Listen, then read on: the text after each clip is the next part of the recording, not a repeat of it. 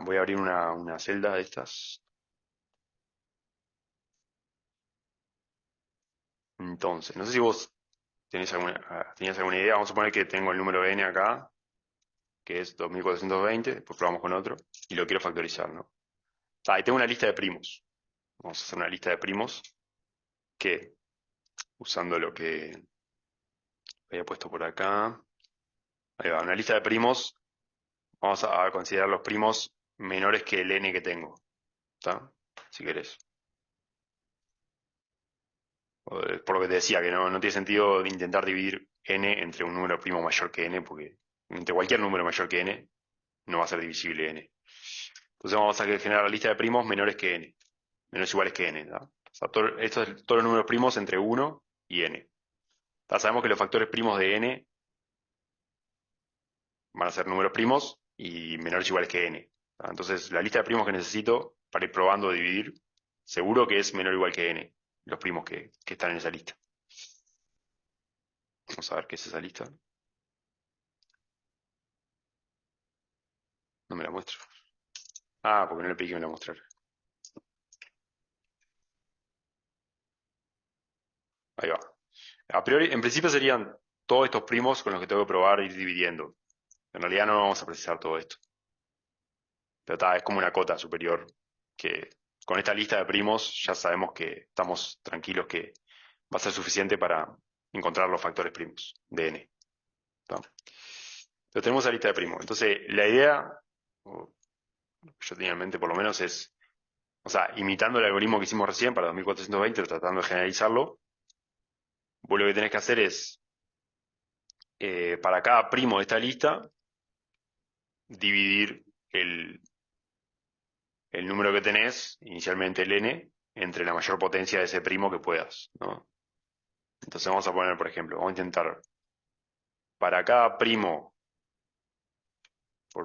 por, vamos a poner un i, esto sería, es, eh, len primos es la cantidad de primos que hay en esa lista, o sea, len es de length, de largo, y range es el rango, o sea, todos los enteros entre 0 y la cantidad de primos de esa lista, ¿no? Entonces, para cada, esto es lo mismo que decir para cada primo de la lista de primos, ¿tá? O sea, para cada índice de esa lista o para cada elemento de esa lista. Lo que tenemos que hacer es, elijo el primo que está en la posición i. Opa. O sea, acá lo que estoy haciendo es, voy a ir recorriendo la lista esa, ¿no? La lista de primos. Entonces, digo, para cada posición de esa lista, arrancando de cero, acuérdense que el mensaje en Python, esto es Python en definitiva, las posiciones de las listas arrancan en cero, ¿tá? La primera posición es el cero. Entonces, para cada índice de esa lista, desde cero hasta la cantidad de elementos de la lista, me elijo el primo que está en esa posición y divido, acá lo que tengo que hacer es divido n por la mayor potencia de ese primo que sea posible, ¿no? Y esa mayor potencia vendría a ser el n sub i, digamos, la n sub i, o sea, la n es la potencia asociada al primo este que estoy analizando en ese momento. ¿Se entiende? Sí. Está. Entonces hago eh, n lo divido entre ese primo. La mayor potencia, o sea, tengo que ver cómo implemento eso. Entonces, una forma de hacerlo es, una forma que, no sé, ¿cómo se te ocurre hacerlo? O sea, tengo que dividir n entre el primo al cuadrado, entre el primo a la 3, entre el primo a la 4, entre el primo a la 5, entre el primo a la 6, hasta que no me dé entero, digamos. Tengo que detectar cuál es la potencia de ese primo que dividiendo n entre esa potencia del primo ya no me queda entero. O sea, la primera que ya no me queda entero, bueno, la potencia más grande que lo puedo dividir es la anterior. ¿Qué se te ocurre hacer? Aunque sea en palabras, digamos, después un pseudocódigo, digamos, después lo pasamos al código, pero ¿cómo harías? O sea, como hacemos la hoja, ¿no? O sea, Agarrás el n, lo dividís entre el primo a la 1, ves si es entero. Si no es entero, ya sabes que la potencia es 0. Si es entero, lo dividís entre el primo a la 2. Si es Claro, entero, claro, como que había que ir dividiendo todo y ir acumulando la potencia también. exactamente, exactamente. Entonces A saber cuántas veces fueron. primero la potencia es nula y después la vamos a ir acumulando, ¿no? La potencia inicial asociada a este primo, vamos a decir. Está. Entonces, y después voy a ir acumulando la potencia, ¿no? Pero ¿hasta cuándo? O sea, ¿qué es lo que me detecta que ya no tengo que seguir sumándole la potencia? Si ya no es más entero. Ahí va, o sea, n dividido primo a esa potencia, ¿no? Primo a esa potencia. O sea, digamos, si... O sea, una forma de hacerlo sería, yo lo pensé así, ¿no? Mientras, vos podés mirar el resto, ¿no? O sea, a ver que si es entero o no, podés mirar el resto de la división entera. Si el resto te da cero es porque es divisible. Si el resto está distinto de Bien. cero, ya no es divisible. Entonces, el resto era así, ¿no? Con un signo porcentaje. Entonces, mientras este resto sea nulo, Mayor a cero, ¿no? este resto, o sea, mientras sea nulo, tenés que seguir acumulando, digamos, ¿no? O Ah, ahí está. sea, mientras sea nulo, vos, significa que, o sea, acá dice, es el resto de n dividido el primo. Entonces, si n es divisible entre ese primo, bueno, la potencia ya no es cero, sino que es uno. Va sumando uno. Ahí va. Y voy dividiendo entre el primo repetidas veces. ¿Tá?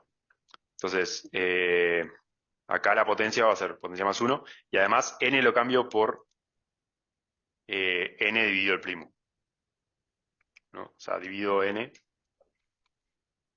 entre el primo. Y acá sería mientras n sea divisible entre el primo, divido n entre el primo. Y una cosa, acá el n lo estoy cambiando, ¿no? O sea, no es el n original. Porque eso es lo que hacemos en el algoritmo. O sea, estás, Seguro se va reduciendo. ahí va, exactamente. Entonces, para no mezclar con n, llamémosle aux, puede ser de auxiliar. Entonces, una posibilidad es al principio copiar el n, perdón, al revés, en una variable auxiliar, que es como lo que voy reduciendo. Podría dejarlo con n, pero simplemente que estoy modificando el n, digamos. Pero bueno, así que lo dejamos con n. Después, en todo caso, lo cambiamos. Entonces, el n lo voy dividiendo, o sea, lo voy dividiendo y este n, en realidad que está acá, no es el n original, sino que es n dividido el primo tantas veces como haya entrado en este while, digamos. O sea, es como el reducido ya. ¿Está? Entonces, divido n entre el primo y me meto de nuevo al while. Ah, perdón, y antes aumenta la potencia, ¿no?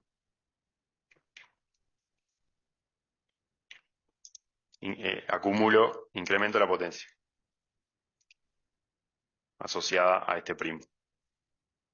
¿Está? Porque como entré en el while, significa que n era divisible, o sea, lo que me estaba sobrando de n era divisible entre ese primo, y entonces me meto al while, divido entre el primo, porque yo sé que el resto va a dar cero, y acumulo, incremento la potencia, porque significa que dividí una vez más por el primo ese. Y cuando salga de este while, lo que voy a tener es la potencia máxima que puedo dividir, entre la que puedo dividir a este primo, a lo que me queda de n por este primo. ¿Está de acuerdo? Sí, y después, sí, después sigue en el for. Después, ahí va, después sale el while, cuando ya dividió entre la máxima potencia de ese primo, y sigue en el for. Exactamente. Y en Claro, principio lo sería esto, bucle aplicado. en principio sería esto el algoritmo. Va modificando el n, o sea, lo que tengo al final es uno, ¿no? Termino cuando n vale uno. De hecho, lo que puedo hacer acá es decir, si n dio uno, o sea que ya lo que me sobró es uno, ya llegué al final. Entonces Ya lo cortás ahí. ahí va, puedo poner un break, que eso creo que no lo había usado antes, que es Digamos, acá hizo el while, acá ya no estoy en el while, estoy afuera del while, estoy en el for. Entonces, pero en lugar de seguir con el for, si fuera necesario, termino el for, digamos, y salgo antes de llegar al máximo, al último primo que tengo en la lista, digamos. Esto sale del for, digamos. Así, si lo que me sobra de n es 1, ya no puedo dividir entre ningún primo más, entonces ya no tiene sentido seguir iterando en la lista con el for, entonces salgo del for y listo. ¿Está? Seguro, porque el for iba a seguir hasta lo último. No iba a Claro, entrar el while, pero sí, el for iba a seguir. exactamente, o sea, si acá ya tenía un 1 y no ponía esto, el for iba a seguir hasta el último primo, pero cada vez que chequeara esto le iba a dar que no, porque le iba a decir 1 es divisible entre primo, no. No se iba a meter en el while, pero iba a gastar recursos de cómputo, no era necesario. Seguro, sí, iba a seguir. Entonces, bueno, está, en principio esto funciona. Probemos. Vamos a poner acá print. eh, bueno, yo tengo que ir guardando las potencias, ¿no? Porque está, acá no me está mostrando la potencia, simplemente está como guardando esa potencia. Antes de guardarla, nomás digamos que nos muestre, perdón, acá, cuando sale el while de cada primo, que nos muestre el primo en el primo y la potencia de ese primo. Pero solamente si la potencia es positiva. Porque si la potencia es cero, no me interesa. Ese primo no va a aparecer en la factorización. Entonces le voy a decir if la potencia asociada a este número primo, porque potencia es para este número primo de la posición i, ¿no? Si la potencia de este número primo, o sea, la cantidad de veces que divido entre ese número primo, es mayor que cero, que me muestre el primo y la potencia asociada. ¿Está? Después lo vamos a guardar, pero por ahora, para ver cómo está funcionando, que me muestre cuáles son los factores. Acá lo que voy a mostrar es, si la potencia es mayor de cero, quiere decir que ese primo aparece en la factorización, entonces que me muestre cuál es el primo y cuál es la potencia, cuántas veces aparece. ¿Está? Entonces este es el número a factorizar. Esta es la lista de primos menores o iguales a n. Y acá muestra la lista. Esto no lo voy a mostrar porque ya lo vimos y es bastante larga. Entonces no vale la pena. Entonces ejecutémoslo a ver qué pasa.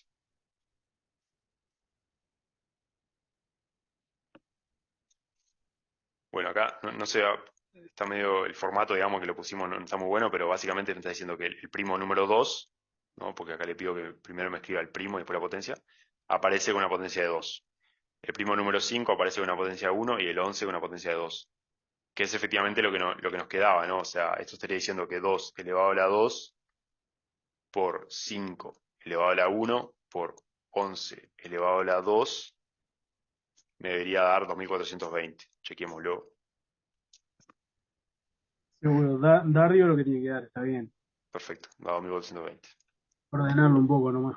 Sí, pero el algoritmo ya está implementado, digo, es eso. Ahora vamos a hacer una prueba y Seguro, lo, la idea. lo emprolijamos un poco, pero sería eso nomás.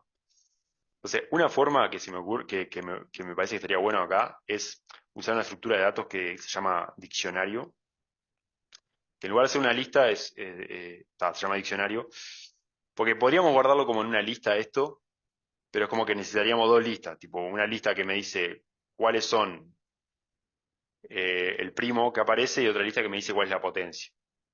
Entonces, como tener dos listas separadas, ¿no? Para guardar, digamos, el resultado del algoritmo.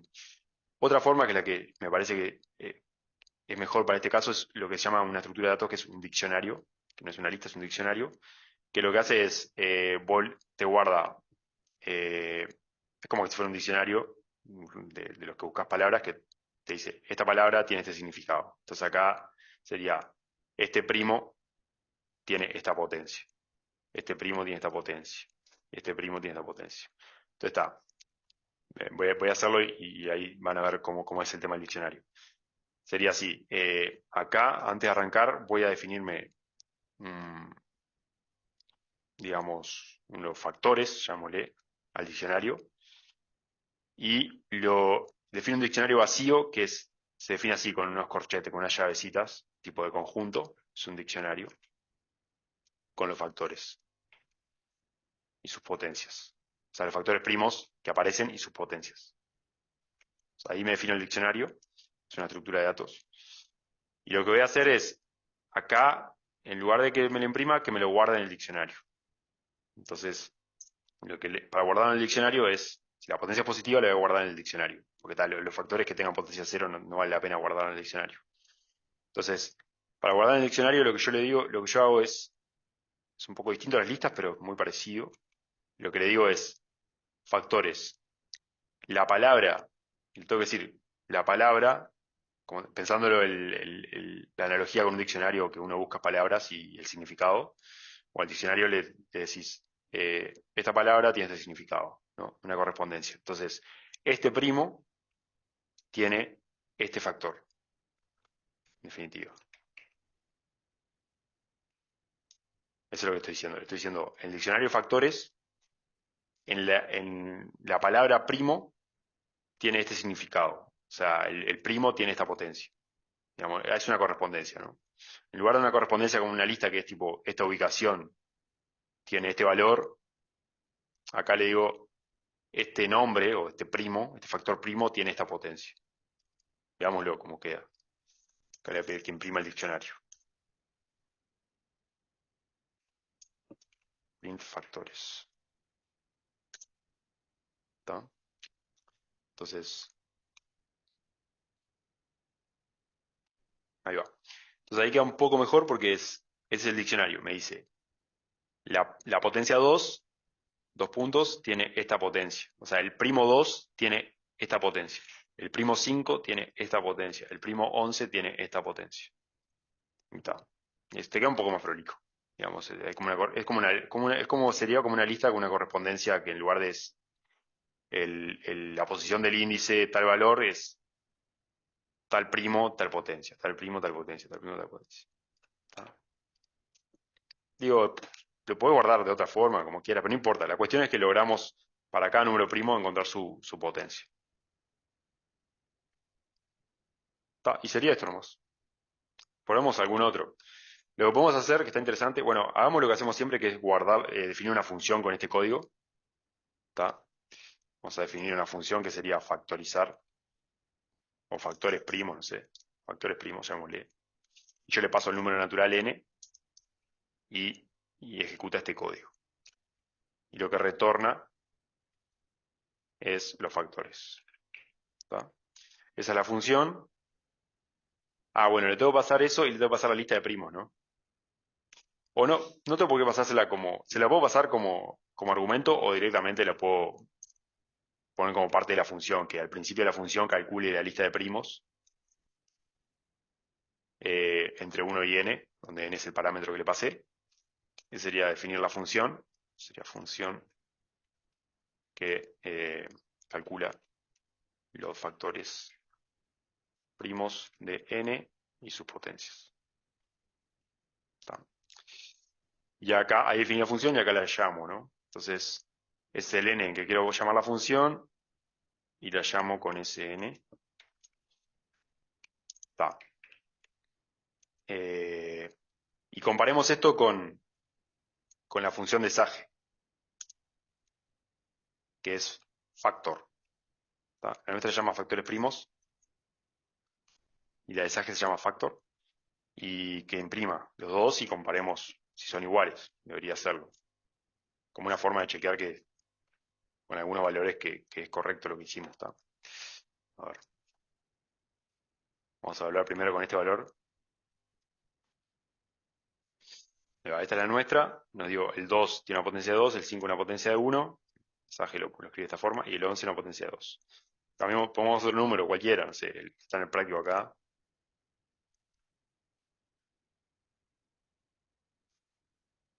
A ver qué hace nuestra función y qué hace Sage. Nuestra función que dice que el 2 aparece con una potencia de 3, lo mismo que dice Sage. El 3 con una potencia de 3, el 5 con una potencia de 4 y el 11 con una potencia de 1. Perfecto. Y bueno, sí podemos probar, pero digo, va a funcionar. Esta es como una forma de chequear que nuestra función da lo mismo que el comando de Sage, al menos en distintos valores. Ahora este. Ups, es 15 a la 4 por 42. A ver, 42 a la 3 es. 15 a la 4, 42 a la 3, 56 a la 5. Vamos a poner así. No es necesario, pero para que quede más prolijo. A ver este número que me dice. Ya que me imprima el número porque no sé cuánto da en realidad. Digo, ahí está como medio factorizado. No en primos, obviamente, porque el 15 no es primo, el 42 tampoco.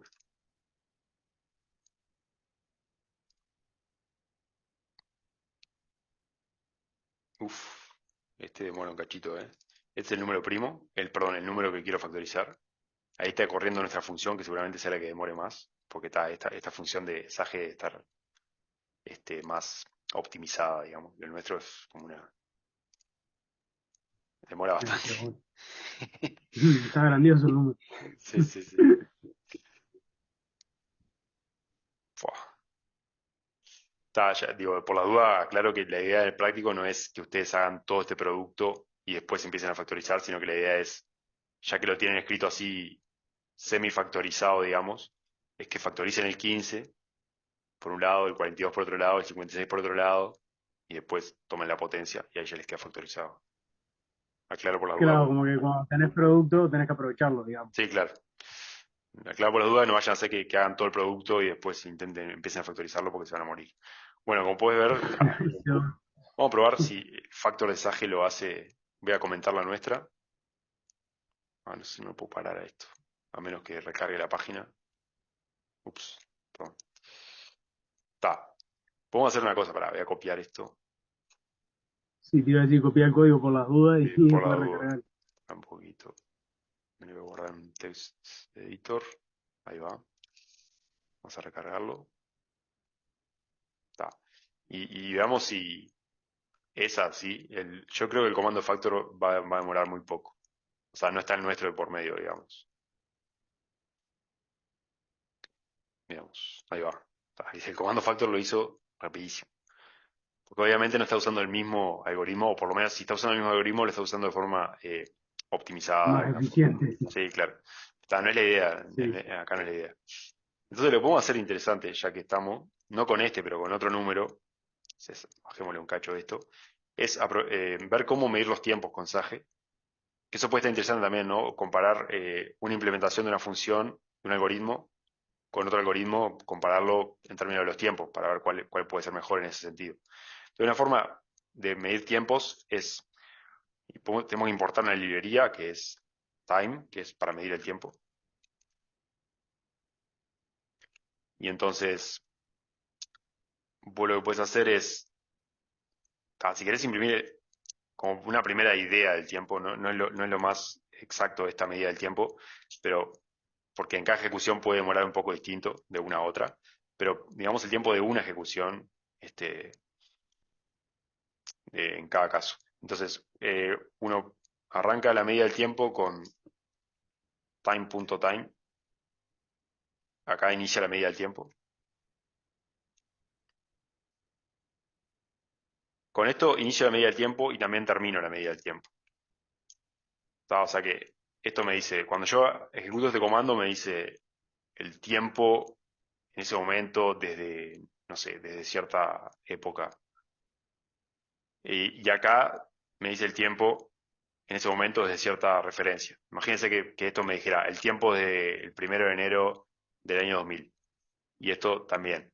Solo que entre medio pasó unos segundos. ¿Tá? Entonces lo que tengo que hacer es este tiempo del 1 de enero del año 2000 menos este tiempo del 1 de enero del año 2000 me da lo que pasó entre medio. Entonces, acá le llamémosle t-ini de inicial.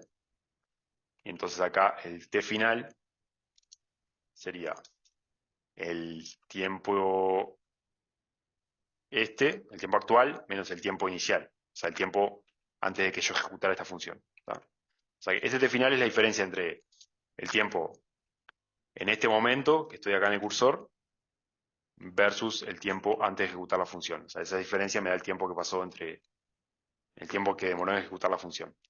Entonces, vamos a imprimir este tiempo final.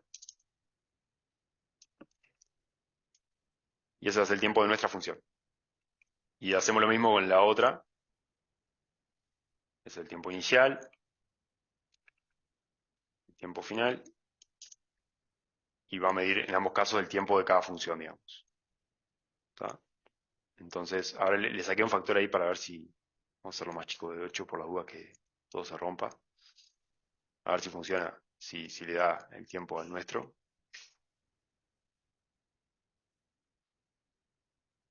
Le lleva, ¿eh? Ahí va. Bueno, entonces nuestro función demoró 3 segundos con 34 en factorizar este número primo. Y la de Sage demoró 0,002 segundos. O sea, 2 milésimas de segundo. 1, 2, 3, 2 milésimas de segundo. O sea, la nuestra está demorando 1000 veces más o menos. Seguro. Pero bueno, el algoritmo está implementado. Habría que averiguar qué es lo que hace Sage. Seguro se puede averiguar porque es código abierto, libre. Entonces, esta es una forma de medir. De hecho, podemos ahorrar un poco y poner acá directamente print eh, el tiempo actual menos el tiempo inicial. Y le voy a poner print este tiempo Sage, coma, y la variable que me quiero que me imprima, que es el tiempo actual menos el tiempo antes de ejecutar la función tini. Esto es para dejarlo un poco más escueto. Y esto es el tiempo nuestro, nuestra función. ¿Tá?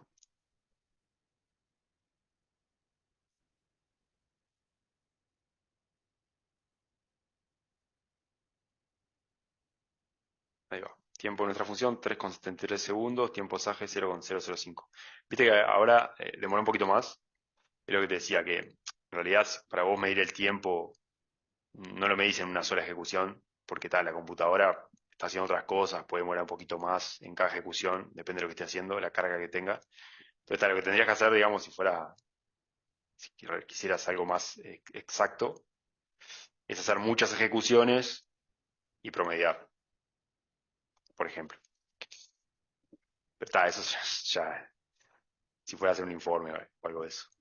Pero bueno, está, Eso ya para otro. sí, sí. Está, esto es un poco lo que, la idea de hoy.